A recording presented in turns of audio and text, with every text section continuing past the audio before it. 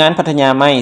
2024 ได้สร้างโอกาสอย่างหลากหลายให้กับผู้ประกอบการธุรกิจการท่องเที่ยวจากลาวไทยเวียดนามและกัมพูชาในการร่วมมือเชื่อมโยงก้าวสู่การสร้างความยืนยงให้กับการท่องเที่ยวงานดังกล่าวจัดขึ้นในอาทิตย์ผ่านมาโดยมีผู้ประกอบการท่องเที่ยวจาก 4 ประเทศซึ่งกิจกรรมภายในงานประกอบมีการจัดสัมมนาในหัวข้อพัทยากับโอกาสการตลาดของไม้แบบยืนยงพร้อมนั้นในพิธียังได้ลงนามการร่วมมือด้านการท่องเที่ยวและการพบปะระหว่างผู้ประกอบการด้วยกันอันได้สร้างเงื่อนไขเพื่อให้การท่องเที่ยวใน 4 ประเทศได้รับการพัฒนาไปพร้อมๆกับการสร้างความยืนยงท่านนางมณีจันทร์พันวาทองสุขรองประธานสมาคมธุรกิจท่องเที่ยวลาวรองประธานสมาคมธุรกิจท่องเที่ยวนครหลวงเวียงจันทร์ทั้งเป็นผู้อำนวยการบริษัท MP ทัวร์จำกัดและบ้านสวนมณีจันทร์ได้ให้สัมภาษณ์ในโอกาสเข้าร่วมงานครั้งนี้ว่า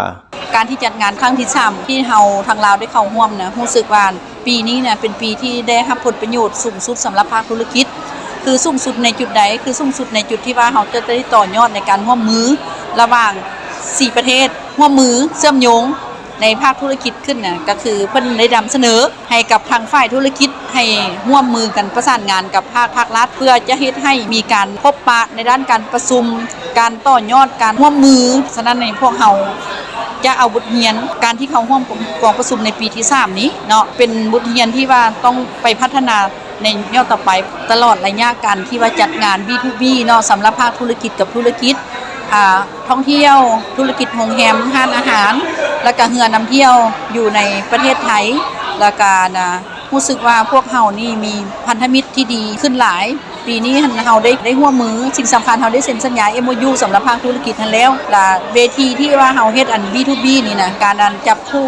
สนทนาเรื่องร่วมมือธุรกิจเนาะในเชิงท่องเที่ยวนี่รู้สึกว่าได้ผลก่อนปีผ่านมาเนื่องจากว่าคู่สัญญาผู้เก่าที่ว่ามาเจอกันก็ยังเพิ่มสมรรถภาพหรือเพิ่มคุณภาพเพิ่มรายการปีทำอีทแม่นเฮามาร่วมมือในการจับมือเพื่อว่าเฮาสิสืบต่อกันจังได๋ปีต่อมาแม่นเรื่องการรถไฟ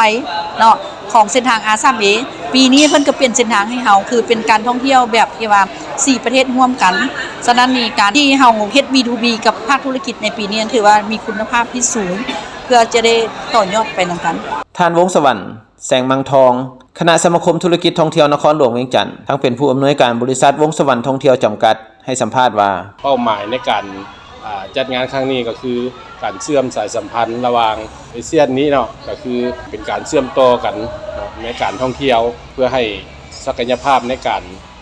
เฮ็ดธุรกิจให้มันเชื่อมต่อกันเดี๋ยวนี้ก็คือมีรถไฟทางด้านคมนาคมทางด้านการท่องเที่ยวเชื่อมต่อซึ่งกันและกันความหมายและความสำคัญตัวนี้ถึงได้ร่วมงานตัวนี้ก็พอดีสอดคล้องกับเป้าหมายของการพัฒนาการท่องเที่ยวที่ยืนยงอยู่ในร่วมกันเนาะในกลุ่มอาเซียนของพวกเขาการที่มาพบปะในครั้งนี้เนาะพวกเขาก็ได้พบปะกับบรรดา